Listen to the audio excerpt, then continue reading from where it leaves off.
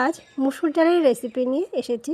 মুসুর ডালের বড়া, যেটা খুব সহজেই প্রত্যেকেই বাড়িতে তৈরি করে নিতে পারেন। আজ আমি নিজে বাড়িতে কিভাবে তৈরি করি সেটাই আপনাদের সঙ্গে শেয়ার করলাম, যেটা খুবই সহজে তৈরি করে নেওয়া যায়। আমি প্রথমেই মুসুর ডাল ভালো করে ভিজিয়ে নিয়েছিলাম। ভেজানোর পর বেটে নিয়েছি এবং এখানে পেঁয়াজ, 2-3 কোয়া রসুন এবং 2টো লঙ্কা ভালো করে বেটে নিয়েছি এবং সেটা দিয়ে দিলাম। আর দিয়ে দিচ্ছি লবণ, 1 চামচ লবণ দিয়েছি, সামান্য হলুদ দিলাম এবং পুরো মুসুর ডালের যে পেস্টটা ভালো করে মেখে নেব এবং একটু বেশ কিছু সময় ধরে একটু ফেটিয়ে নেব। ফেটিয়ে নিলে বড়াটা ভালো হয়, তাই একটু ভালো করে ফেটিয়ে নিচ্ছি। এটা খেতে খুবই সুস্বাদু হয়ে থাকে। বাড়িতে বিকেলের স্ন্যাক্স হিসেবে আপনারা তৈরি করে নিতে পারেন খুবই সহজে। তো আমি এইভাবে মাঝে মধ্যে বাড়িতে তৈরি করে থাকি, যেটা আমার বাড়িতে সকলেই খুব পছন্দ করে। এবং একটা কড়াই গরম করে নিয়েছি। গরম করে তেলটা বেশ ভালোভাবে যখন গরম হয়ে আসবে তখন ছোট ছোট বড়া আকারে ভেজে নেব। এখানে কিন্তু খুব বেশি তেলের ব্যবহার করি না আমি, তো অল্প তেল দিয়েই পুরো বড়াটা ভেজে নেব। এইভাবে বড়াটা একটু চ্যাপ্টা আকারে করে নিয়েছি, যেটা অনেকের বাড়িতেই এইরকম বড়া ভেজে থাকে। এটা খেতে খুবই সুস্বাদু হয়ে থাকে। অনেকে অনেক রকম মশলা দিয়ে থাকে, তো আমি এখানে খুব বেশি কোনো মশলাই দিইনি। পেঁয়াজ, রসুন এবং কাঁচা লঙ্কা দিয়েছি।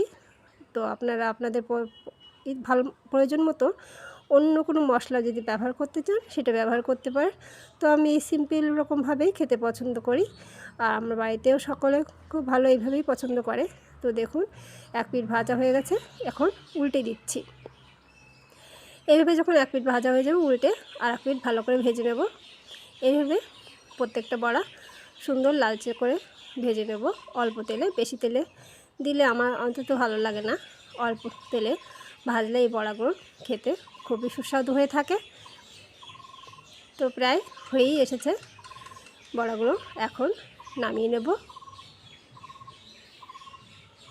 নামিয়ে নেওয়ার পর আর একবার ভেজে নেব। যেটুকুন মসুর ডালের মেখে রেখেছি আর একটু আছে, সেটা আবার অল্প তেল দিয়ে ভেজে নেব। এই বড়াগুলো খুবই ভালো লাগে খেতে, বিশেষ করে গ্রামের দিকে কি শহরে সকলের বাড়ি হয়তো এই ধরনের বড়া তৈরি হয়ে থাকে। তো তারা হয়তো অন্য অন্য সব জায়গার সকলে তো একরকম খেতে পছন্দ করে না।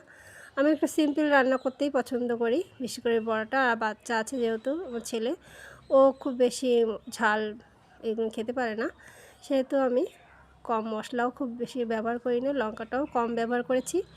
তো দেখুন, আর এক ব্যাচ হয়ে গেছে ভাজা। এবার সব কটা নামিয়ে নেব। তো এরকমভাবে বাড়ির বিকেলে অথবা যে কোনো সময় আপনারা এটা ভেজে খেতে পারেন এবং ভাতের সঙ্গেও অনেকে খেয়ে থাকে। তো দেখুন হয়ে গেছে। তো এইভাবে আপনারা সকলে বাড়িতে ট্রাই করে দেখতে পারেন, খুবই ভালো লাগে খেতে। বাচ্চারা তো ভীষণই খুশি হয়ে থাকে, আর আমার তো ভীষণই পছন্দ। তো এখন খেয়ে